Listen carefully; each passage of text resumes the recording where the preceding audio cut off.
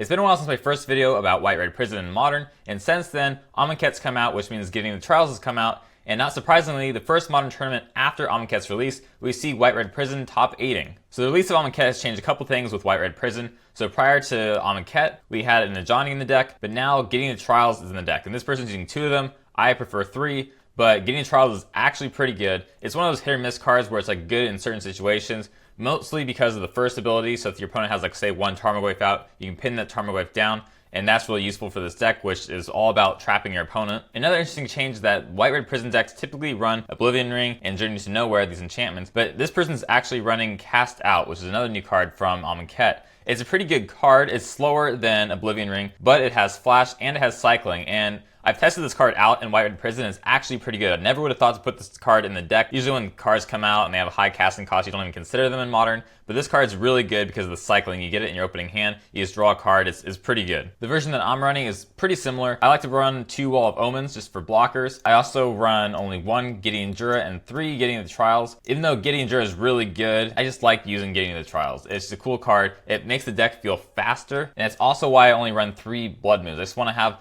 a slightly faster deck than the typical Prison deck because it does suffer from being an extremely slow deck, and there's times where you lock the field down but then they get out of the lock because you let too many turns pass, because sometimes like 5-6 turns will pass after the lock and they just get out of it. So being able to end the game quickly after the lock is really important. I also main deck 2 Leyline of Sanctities, mainly because Death Shadow has become such a big deck in Modern that most people seem to be dropping Thoughtseizes and Inquisition of Kozileks on turn 1, and just having this main deck really stops it from happening. So I think it's really important to have this main deck. As for the sideboard, we have a pretty typical sideboard. Wrath of God, 2 Leyline of Sanctities, Oblivion Ring, Stony Silence for artifacts, Rest in Peace for graveyard stuff like Jund, and it has a pretty good matchup against Jund because of the Rest in Pieces. But the thing that's different is that this runs 3 defense grids, which most Prison decks don't do, and that's because the matchup against counter decks is pretty bad, but once you have defense grid out, there's now this window where you can play things and your opponent really struggles to counter it. It works pretty well. Crumble the Dust to stop Tron. I would say Tron is the worst matchup for Prison, just because late game Tron has the advantage because they're playing these massive planeswalkers. We were playing like these little itty bitty planeswalkers. So let's just see how it goes. I'll show you some matches and let's get into it. Our opening hand looks pretty good. We have Chalice of the Void and Blood Moon,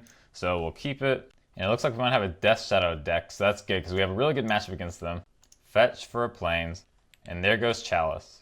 Oh, never mind. He's out of range of Lightning Helix, but by the time it resolves, it'll be a toughness 4. I could play Blood Moon now, and then next turn Gideon to pin down the Tarmogoyf, because after that he probably won't be able to play anything. So I guess that's our game plan now. So maybe he's Abzan Death Shadow, or... Oh, he's running red though, huh? Gideon, protection from that, and there we go. And now with Chandra, we can just kill the Tarmogoyf and swing into Gideon. Well, that was pretty fast.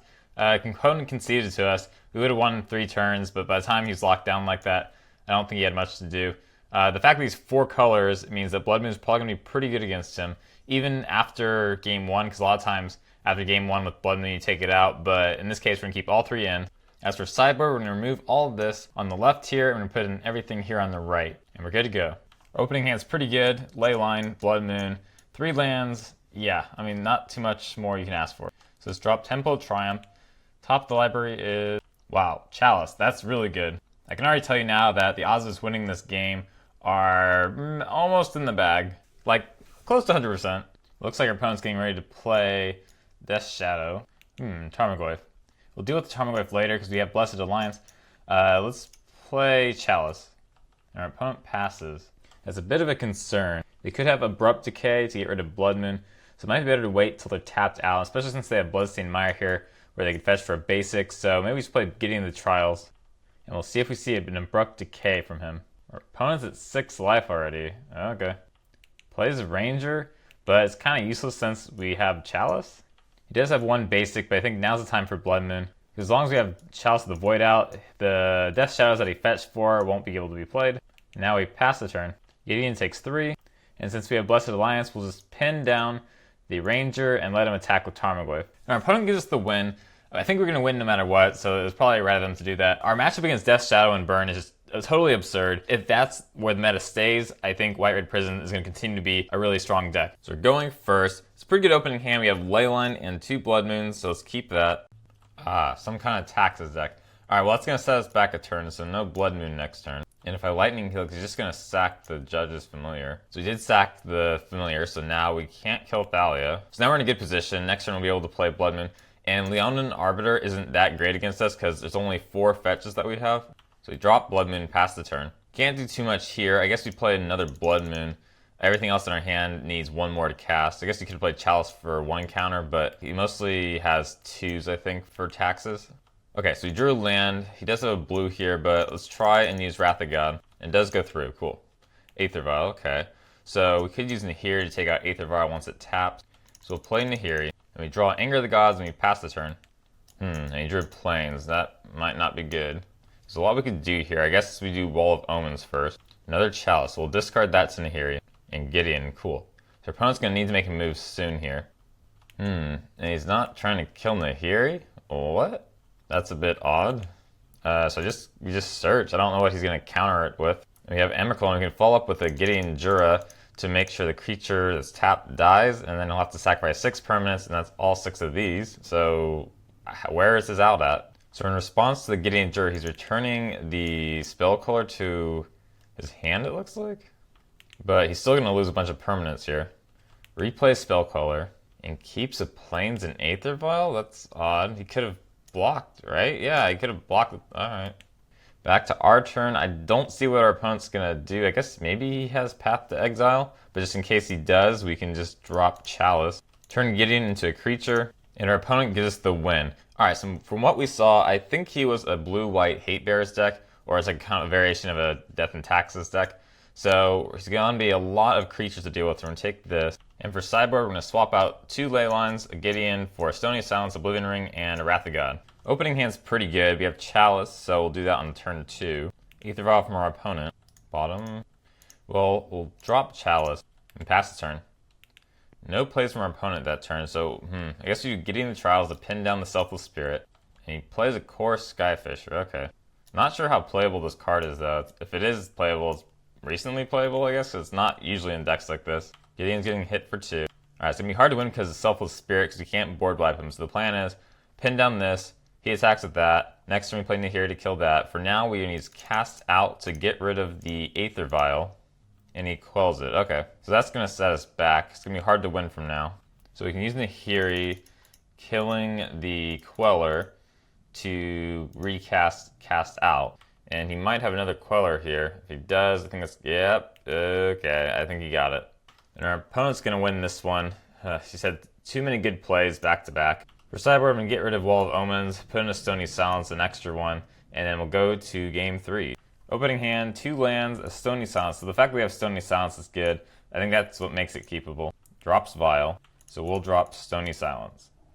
And we'll drop Wall of Omens, so with this land we can board wipe if we need to. Flector Mage. Our only good play this turn, or any play this turn because of the Valias here, is to Anger the Gods. Even though he only has 2 creatures out, we know he's going to get more next turn. Let's just do Anger the Gods. Flicker Wisp, so we can use Aether Vial until the end of turn. We could use Wrath of God, but I think we can just do Chalice of the Void, just to kind of slow things down. I'm suspicious of him having Spell Queller, but even if he does, it's okay.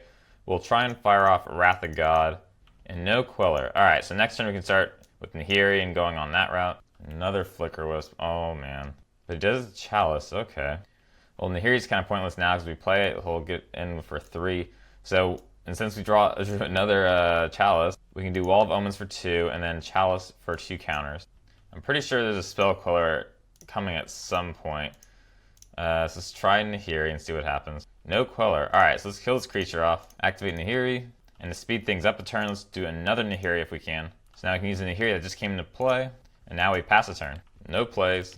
Nahiri again, and we can play Chalice with 3 counters on it now. Here's a Spell Queller, but he can't get rid of it though.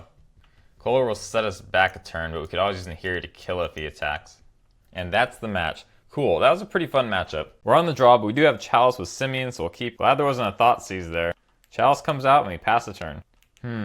Looks like we have like a Titan, whatchamacallit deck. More lands, just pass the turn. What is happening? This card's not usually played, is it? I don't remember that card being playable. Yeah, it already has a lot of lands. We better speed things up and cycle. Oh, more lands for us, great. Might as well play the Blood. So if he has Scape Shift or anything, the Blood Moon will stop it. Now I'll just play Nahiri and discard this land for another land. Alright, pass the turn. Alright, discard this land for the exact same land. Oh, great. And we'll pin this guy with Gideon. Pass a turn. And our opponent conceded. Alright. For sideboard, we'll get rid of all these guys and get all these guys. Particularly Leyline. That's going to be really good against him. Because that way, he can't target us with his land. Well, this seems to be the perfect hand. Although Chalice of the Void isn't really great against him, but we do have 2 Leylines. It'll be a while till we get enough lands to play these guys. And now we wait. At least we drew a land. And now we got a Simian, so next turn, very least we can play Gideon. Probably hold back for one of these, though. Summoner's Pact. Titan? Yep. Luckily we drew Plains, so we can use Gideon to tap down, or to pin down this. And even if he attacks to get more lands, we can just use Nahiri on it, so we're looking good. I have to say I'm a pretty big fan of the new Gideon. It's about as good as I thought it would be, although maybe running 3 in the deck might be a little excessive. Might be better to run 2 of these Gideons and 2 of the bigger Gideons. And I think that's the guy who went 7th in the tournament right after Amonkhet's release. I think that's what he did, 2 of each. But no, it's pretty good. Particularly in decks that run Tarmogoyf, because usually Tarmogoyf decks have like, few creatures, and Gideon's good at pinning that 1 creature down. So he does attack to get the 2 lands, but no damage goes through. Ooh, and Chandra. And because the first ability doesn't say target, it can actually hit us and redirect to the Planeswalkers. Ooh. But still, we'll have to play Nahiri to get rid of that creature. And it'll turn Gideon into a creature to attack Chandra. He will have the option of killing either of these Planeswalkers of ours by using his first ability. But it's okay because we can use Chandra next turn and it should kill it. Alright, Chandra's at 1, we'll pass the turn. Hopefully we draw a land though. And he opts to kill the Gideon. No land, but we do have a Simian. We use Nahiri's ability to get rid of Emrakul. And with Simian, we'll be able to play Chandra. Now we can kill their opponent Chandra, and now we pass the turn. And with that, our opponent gives us the win. It wasn't the most competitive match, but hopefully you enjoyed watching these series of matches. As for final thoughts on the deck, I think it's still very, very viable as it was prior to Amonkhet's release. The getting the trials definitely helps the deck. However, I think 3 may be a bit too much. It might be better to go with 2 of these, and I'm a bit borderline about how many Blood Moons should be in the deck. Everyone else seems to think that 4 is the right number for White-Red Prison, but I find that 3 is a little bit better, but some decks, like especially Eldrazi Tron, I'm just not sure. And just like before Amonkhet's release, Eldrazi Tron is a super hard matchup for this deck, like almost impossible. We're talking like maybe 70% of the time the opponent wins, even 80% of the time. And that's just simply because late game, they have better things at late game. Because like when we're dropping Nahiri, they're dropping Karn, and it's just not really a fair matchup at that point. But against decks like Burn and Death Shadow, our deck is almost unstoppable. I think I've probably played maybe 10 or 15 matches against Burn and have lost maybe 1 or 2 of them. So if you're thinking about building this deck and trying it out for yourself,